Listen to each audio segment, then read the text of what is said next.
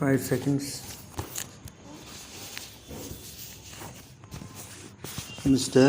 Deputy Chairman, I would like to welcome the bill which has been introduced by our eminent leader, Shri Pant, who has suggested that it should go to a joint select committee.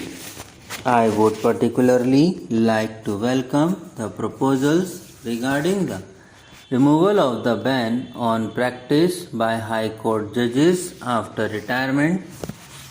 The present position is that there is an absolute ban on their practice, and the result is that courts are finding it increasingly difficult to get a suitable class of lawyers to accept seats on the benches of the courts. It is necessary, it is vital for the preservation of democracy in this country, for the preservation of human freedom, and for the protection of the average citizen in this country, that our high courts should continue to have the confidence, the respect, and the esteem of the people. But if, as a result of existing provisions, the quality of our courts goes down, the quality of our democracy will suffer. It is a tribute to the patriotism of our bars that so far there has been no deterioration in the quality of our recruitment to the bench members of the bar who are enjoying good practice have considered it in most cases a patriotic duty to accept a judgeship when that has been offered to them. But after all, a man has to think of his future, and the position is that a member of the bar, when he is offered a judgeship, does not know what he will have to do with himself after he attains the age of 62. It is demoralizing to see retired High Court judges seeking re-employment after their retirement. The foundation of judicial independence in England or in any other democratic country for that matter in the life tenure of judges. It is not suggested that we can have a life tenure in this country. It may be that there was a case for a higher age limit when the Constitution was being framed, but we know that as people age quickly in our country, it will not be possible to have a life tenure. The foundation of the independence of the judiciary is that once a judge is appointed in Britain, he does not get any increment in his salary even when he is promoted to a court of appeal. He does not get any financial preferment. Now, I should like to say a few words about the provisions regarding additional or temporary judges. The present provisions regarding ad hoc judges are very unsatisfactory. Our courts are in huge areas. In the court with which I was associated for more than 7 years, we had, I believe, over 25,000 cases in arrear.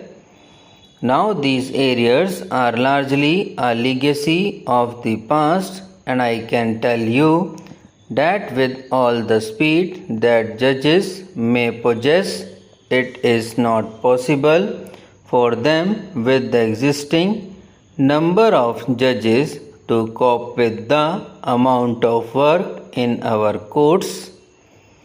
Criminal work has increased, writ work has increased. Other classes of work have also increased. It is necessary to have additional judges for the disposal of arrears. These arrears, I hope, represent a temporary situation, but I cannot be sure of this. I do not think they represent a permanent phenomenon.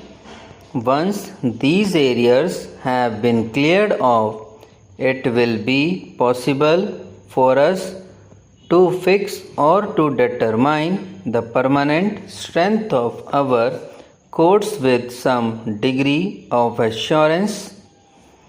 I am therefore glad that advantage is being taken now that the Constitution is being amended to provide for the appointment of additional judges.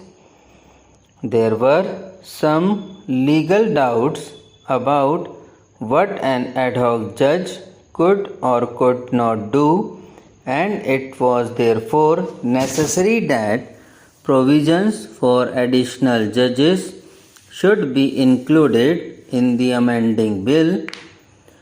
I hope that in appointing additional judges, care will be taken to appoint members of the bar who are not likely to revert to the profession after their term as additional judge is over.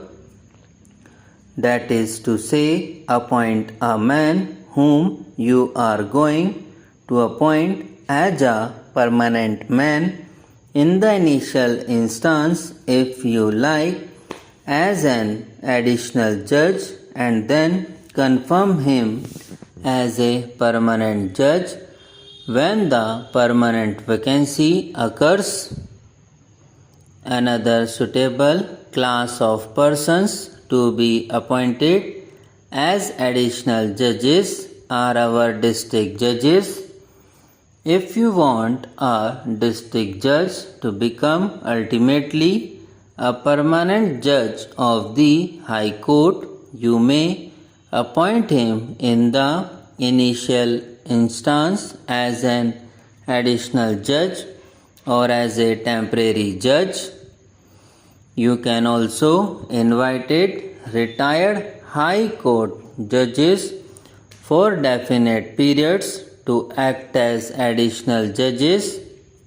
Particularly, this should be the case when a judge goes on temporary leave or on leave for a few months, for in that case, it may not be desirable to appoint a member of the bar to act in his vacancy, because after the judge comes back to the bar, he gets possible advantage which his colleagues do not possess. Subscribe now and press the bell icon. Never miss an update.